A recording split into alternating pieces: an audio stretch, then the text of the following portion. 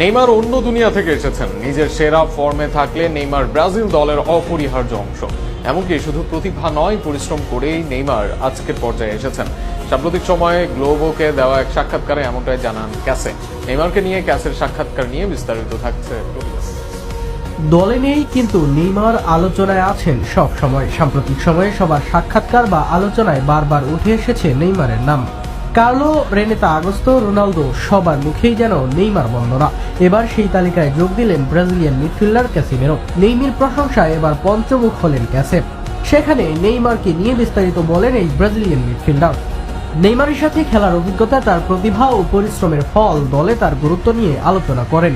নেইমারের Ballon d'Or না পাওয়া ও ব্যালন ডিওর জয়ীদের সাথে তার তুলনা করেন ক্যাসিমেরো।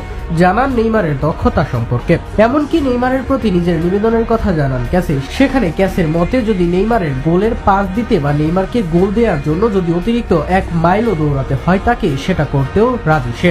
গ্লোবোতে দেওয়া সাক্ষাৎকারে নেইমারকে নিয়ে ব্রাজিলিয়ান এই মিডফিল্ডার বলেন, আমার অনেক গ্রেট খেলোয়াড়দের সাথে খেলার অভিজ্ঞতা আছে, এটা আমি আনন্দের সাথে জানাচ্ছি।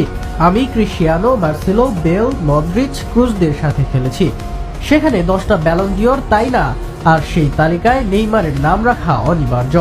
নেইমার ভালো করলে তাকে আপনি বাতিলের খাতায় রাখতে পারেন না। এমনকি সে যদি ভালো শেপে থাকে তবে সে বিশ্বসেরা। আমি